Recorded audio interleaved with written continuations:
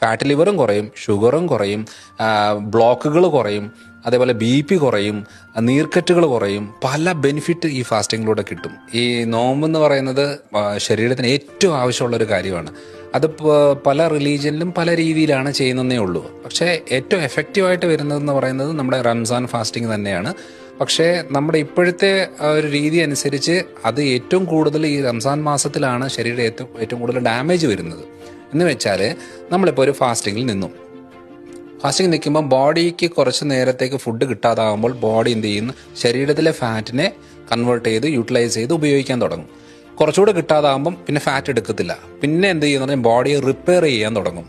അത് കഴിഞ്ഞേച്ച് നമ്മൾ fasting stop ചെയ്തേച്ച് food കഴിക്കുന്നൊരു സമയം വരും.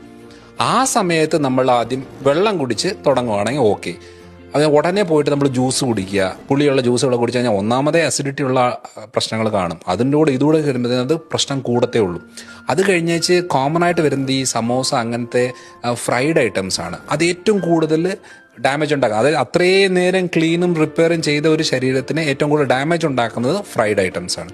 അപ്പം നമ്മൾ ആദ്യം വെള്ളം കുടിച്ച് പിന്നെ കുറച്ച് ചെറിയ ഇതുള്ള ഡ്രൈ ഫ്രൂട്ട്സോ കാര്യങ്ങളൊക്കെ കഴിച്ചേച്ച് പിന്നെ കുറച്ച് ഗ്യാപ്പ് വെച്ചേച്ച് അത് കഴിഞ്ഞേച്ച് നമ്മൾ നോർമൽ ഫുഡിൻ്റെ രീതികൾ, ഫ്രൂട്ട്സ് നമ്മളെ തണ്ണിമത്തൻ രീതിയിലുള്ള, അതായത് അധികം പുളി ഇല്ലാത്ത ടൈപ്പ് ഫ്രൂട്ട്സ് ആയിരിക്കും കുറച്ചുകൂടെ ബെറ്റർ ഓപ്ഷൻ. പപ്പായ നല്ലൊരു ഓപ്ഷനാണ്, ഈന്തപ്പഴം നല്ലൊരു ഓപ്ഷനാണ്.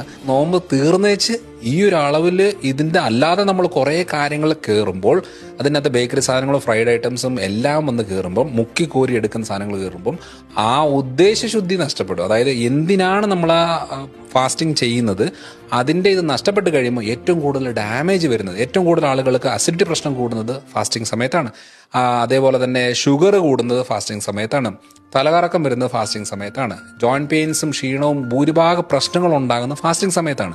അത് കറക്റ്റായിട്ട് ചെയ്താൽ എല്ലാം ഓക്കെയാണ്. അപ്പം ഡ്രൈ ഫാസ്റ്റിംഗ് എന്ന് പറയുന്നത് വളരെ എഫക്റ്റീവായിട്ടുള്ള ഒരു ബോഡി ക്ലെൻസിങ് മെത്തഡാണ്. അപ്പം ആ ഫാസ്റ്റിംഗ് നിന്ന സമയത്തെങ്കിലും നല്ല രീതിയിൽ വെള്ളം കുടിച്ച് ബോഡിയെ ഹൈഡ്രേറ്റ് ചെയ്ത് മെയിൻറ്റെയിൻ ചെയ്യുവാണെങ്കിൽ നല്ലതായിരിക്കും. അല്ലെങ്കിൽ എന്നാന്ന് പറഞ്ഞാൽ നമുക്ക് കൂടുതലും യൂറിനറി ഇൻഫെക്ഷൻസ്, അതേപോലെ തന്നെ ക്ഷീണം, joint pains, muscle pains, muscle wasting, തലകറക്ക പ്രശ്നങ്ങൾ ഇതെല്ലാം ഉണ്ടാകുന്നതാണ്. അതുകൊണ്ട് അത് പ്രോപ്പർ ഹെൽത്തി മെത്തഡിൽ പോവുകയാണെങ്കിൽ വലിയ കുഴപ്പമില്ല. അതിനകത്ത് നോൺ വെജ് ഐറ്റംസ് നല്ലതാണ്, അതേപോലെ തന്നെ ഫ്രൂട്ട്സ് നല്ലതാണ്, ഡ്രൈ നട്ട്സ്, ഡ്രൈ ഫ്രൂട്ട്സുകൾ നല്ലതാണ്.